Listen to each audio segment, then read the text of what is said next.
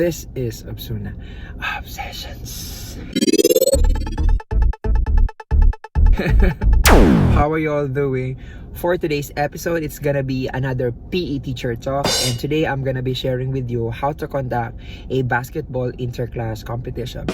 So in this vlog, I'm gonna be sharing what are the considerations and what are the challenges in conducting this kind of event. I'm gonna share it with you once I reach the school. So right now I am off to school. It is a rainy, gloomy Thursday, and I'm so excited. So see you in the school. Alright, so I got busy the moment that I got in here, so I wasn't able to continue my vlog. Apologies for that. Well, let's go back to the one that I was talking about. It's all about the basketball interclass competition. So whenever I am conducting any sort of competition in my class, I am going through the process. So the first stage is called the planning stage. This is where I am writing down the objectives, and I see to it to identify what are the benefits that my students will be able to obtain and my subject also will be able to obtain from conducting it. And two is about the basic details. I need to elicit and identify who are my target students, like what specific time of the day, what specific day of the week am I going to conduct this, like if it is a month-long event or if it is 1.5. So everything I need to put it down and structure. Also, the main important thing of planning would be the technical aspect, because see, you are conducting an event, a sports event, so it is very crucial that you have to have a comprehensive and a robust technical rules and guidelines. So in my case, I just wanted to share with you that my students, I am meeting them thrice a week. Like every day, we call it we have a different schedule. So on the first day, we call it a game day. So during the game day, this is where my students are playing any small-sided game that in relation to the unit that we are having in a specific month. The second would be the relay. This is where my students are going to play in a team in a relay form, where the development of the skills, again related to the unit that we are having right now, is happening. The third one is called the challenge day. We are mostly having it, like we call it a fitness challenge. This is where we are putting all the exercises and the workout in place, and most of the time myself as a teacher is giving them some sort of fitness challenge, again in relation to the unit that we are having in a specific month. Now, having said that, I have come up with two different events. Now, this is the technical aspect of the competition. So I have a team event and I have an individual event. So let's talk about first the team event. In the team event, I have grouped all my students per class into 4 according to their skills and leadership capacity. So after I came up with the roster, it's about time for me to create fixture. So creating fixture, I follow the round robin process, and it is happening every week. So most of the PE teachers know how to create a round robin one. So after creating a roster, game schedule, and a fixture, it's about time for me to execute the team event. Now, as per the individual event, I have 3 different individual event. I just come up with the event. So one is a free throw shot challenge, 2 is the layup shot challenge, and 3 is the spot shot challenge. So the free throw shot challenge, like everything is happening in a minute. So like in a minute, how many shots will you be able to make? So in a minute, how many free throw will you be able to make? So essentially, the student will have to take the shot from the free throw line and do the free throw shot, okay?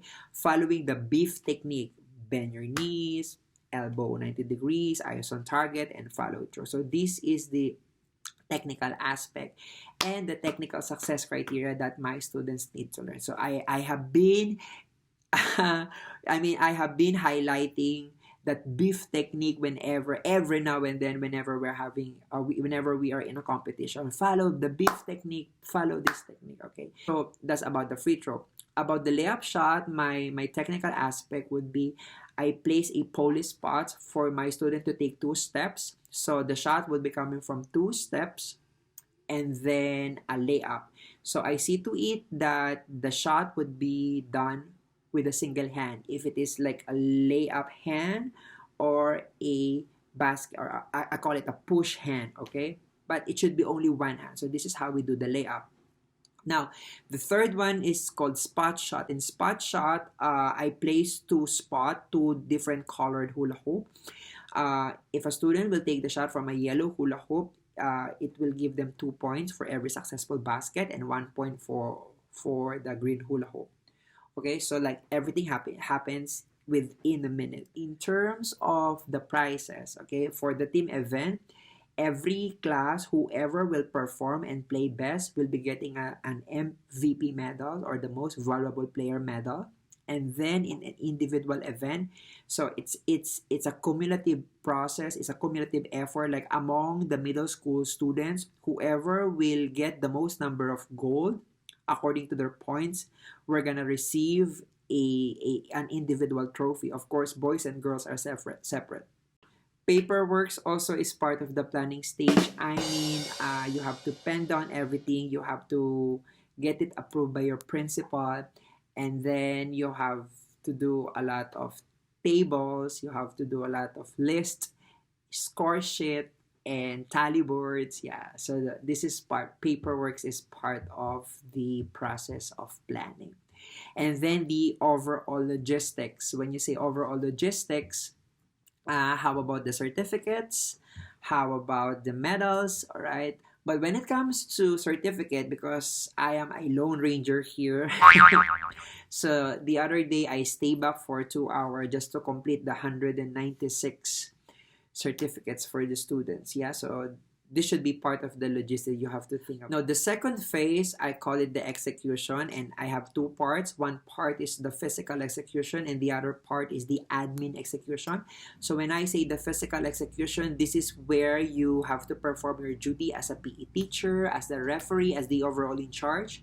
So this is where you need to oversee. This is your most busiest day or most busiest time of the day. Yeah, so this is actually pretty much physically tiring. And not only that, you have to also prepare all the materials needed before the students arrive. Yeah.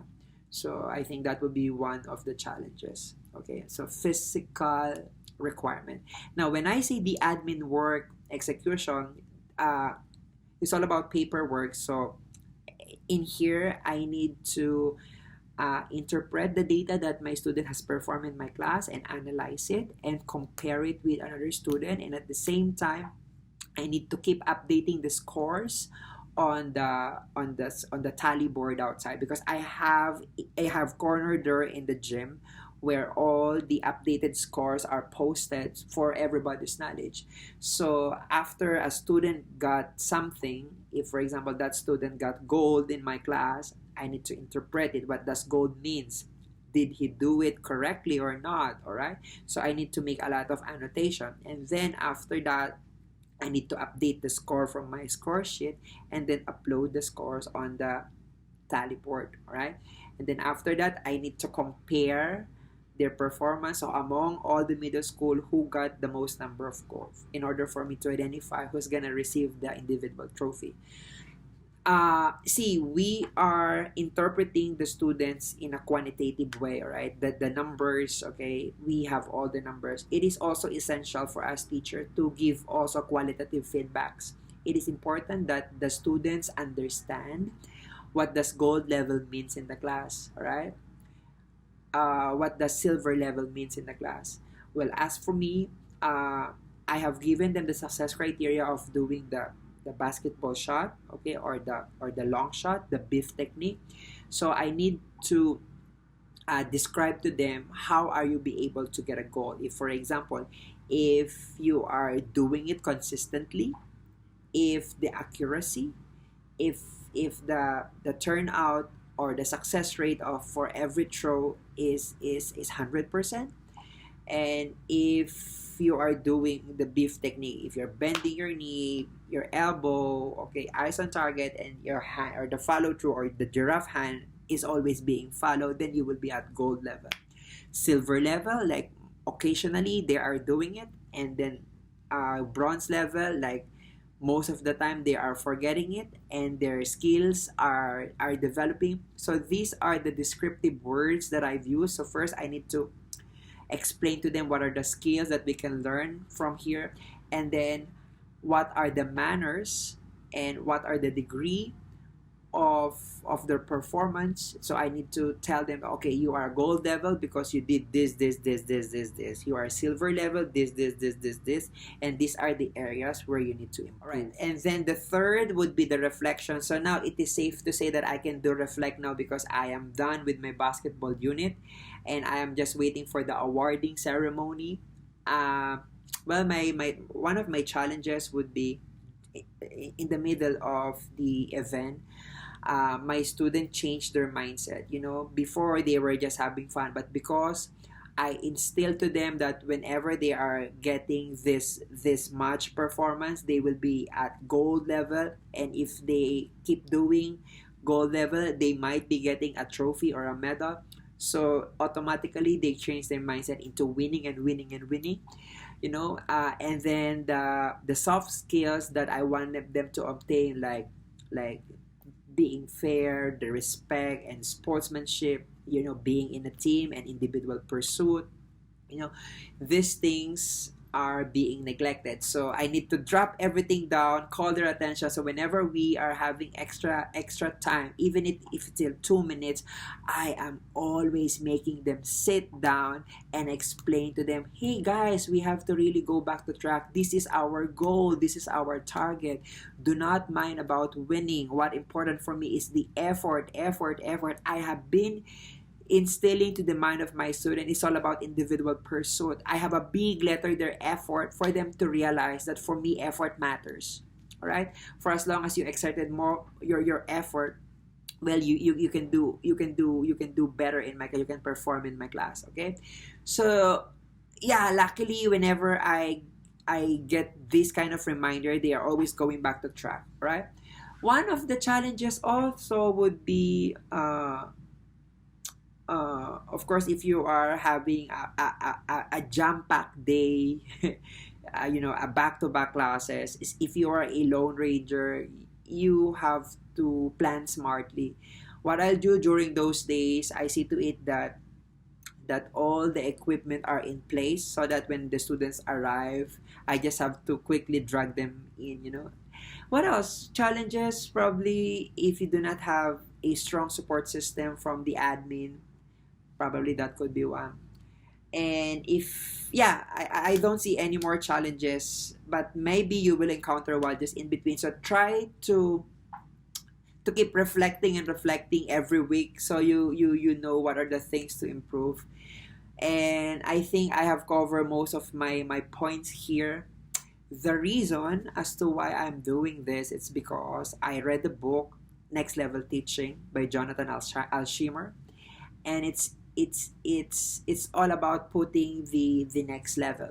Okay, it's like I wanted to give, this is just for me, this is one of my principle. I just came up with this. I wanted to give my student as much opportunity that I can in order for them to learn and to grow. That's it, and to have fun. Yeah, so this basketball interclass is my way of giving them the opportunity to experience real kind of competition. So there you have it. I hope my video helped you in deciding whether you're going to conduct and all. If there's anything that I could be of help, please do let me know. Shout out to those who are watching my vlog. You. Yes, to all my students and to all my colleagues who are watching my vlog. You know who you are. Thank you for appreciating my videos. And to those who don't, still thank you. And then to those who are going to plan for any basketball inter-house or inter-class tournament, I hope it will turn out good from your side. All right? This has been Obsuna. Obsessions.